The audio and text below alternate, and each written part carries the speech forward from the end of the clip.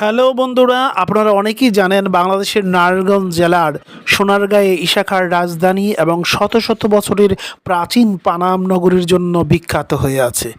কিন্তু আজকে এর বাহিরে গিয়ে সোনারগাঁয়ের বারোদিতে প্রাচীন নাগ জমিদারদের ফেলে যাওয়া কিছু পরিত্যক্ত বাড়ি এবং তাদের তৈরি করা দালান এবং স্মৃতির কথা তুলে ধরব।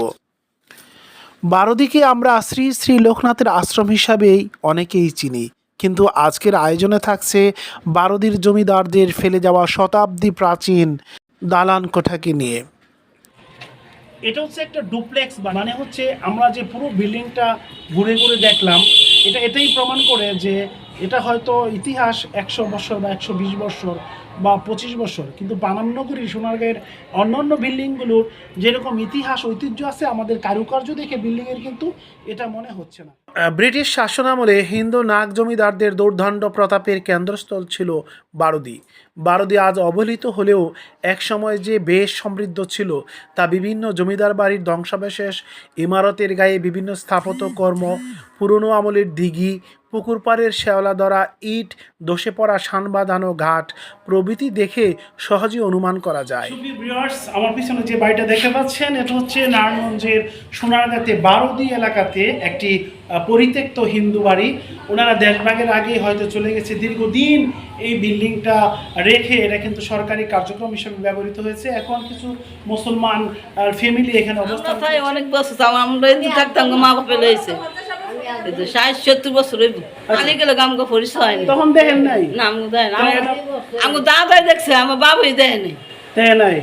বর্তমান বারোদির নাগপাড়ায় পুরনো আমলের যেসব ইমারতের ধ্বংসাবশেষ দেখতে পাওয়া যায়, তাতে অনুমান করা যায় এসব ইমারত শতবর্ষেও অনেক পুরনো। শিকদার শাহ এবং তার পুত্র গিয়াসউদ্দিন আজম শাহের অনেকগুলো মুদ্রা সোনারগাঁয়ের। এই দেখেন, চমৎকার একটা ডিজাইন। কিন্তু আবার তিনতলাতে ওঠার জন্য এদিক দিয়ে একটা সিঁড়ির ব্যবস্থা আছে, আবার ওদিকে দেখেন ওদিকেও কিন্তু সিঁড়ি, দুই দিকে ওঠার ব্যবস্থা আছে। যদিও আমরা তিনতলাতে উঠছি, কিন্তু যে সিঁড়ির যে কাজ, এই কাজে বোঝা যাচ্ছে যে হয়তো গত শতাব্দীর এই কাজগুলো, মানে অনেক পুরনো। এরকম না যে 400-500 বছর আগের ব্যাপারটা, এরকম না। এটা ছিল নাগেগো, হিন্দু নাগ আছে না, পরে হেরা তো ইন্ডিয়া গেছে। এই জায়গার সম্পত্তি কার মধ্যে? এটা আমাদের সরকার থেকে।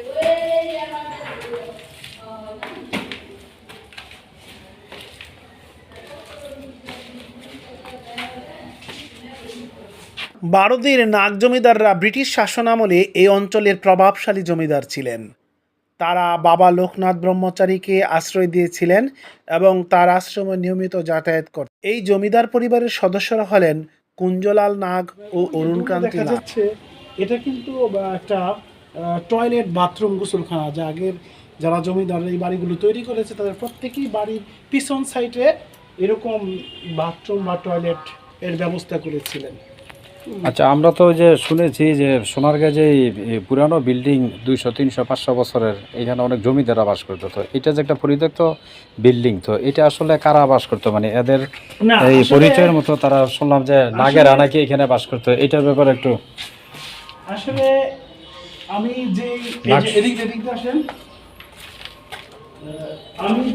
বিল্ডিং এর যে কারুকাজ এবং যে পরিত্যক্ত রুম, এই রুমগুলি কিন্তু এটা প্রমাণ করে যে আপনার এডুকেশন বিল্ডিং কিন্তু এটা প্রমাণ করে,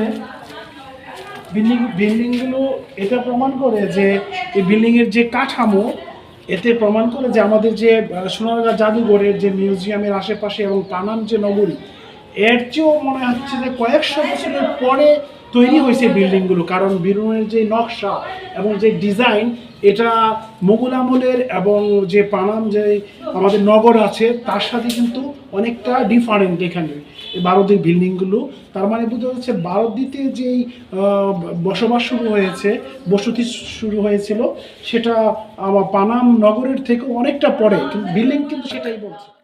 ব্রিটিশ আমলে বারোদিতে নাগ পরিবারের হিন্দু জমিদাররা প্রভাব বিস্তার করেছিলেন।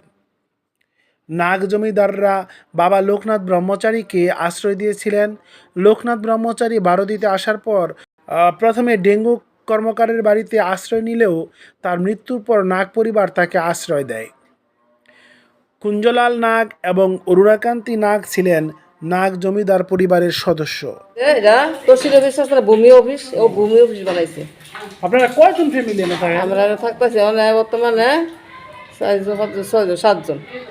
7টা ফ্যামিলি। বর্তমানে বারোদি লোকনাথ ব্রহ্মচারী আশ্রমের জন্য পরিচিত একটি তীর্থস্থান, যা একসময় জমিদারদের কেন্দ্র ছিল।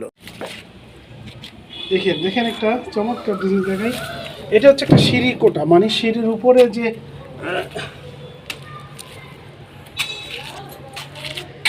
সিগারেট আছে কি জানি রেখে গেছে, দুষ্ট পোলাপে দেখেন বৈশা মনে হয়। এটা হচ্ছে একটা ডুপ্লেক্স বাড়ি, মানে হচ্ছে একটু সামনে আসো, মানে হচ্ছে আমরা যে পুরো বিল্ডিংটা ঘুরে ঘুরে দেখলাম, এটাই প্রমাণ করে যে এটা হয়তো ইতিহাস 100 বছর বা 120 বছর বা 25 বছর, কিন্তু পানাম নগরী সোনারগাঁয়ের অন্যান্য বিল্ডিংগুলোর যেরকম ইতিহাস ঐতিহ্য আছে, আমাদের কারুকার্য দেখে বিল্ডিংয়ের কিন্তু এটা মনে হচ্ছে না। দেখেন এটা 3তলা বাড়ি, আর আমি যেখানে বসে আছি এটা হচ্ছে একটা সিঁড়ি কোটা। উপরে ধরো, আচ্ছা দেখেন।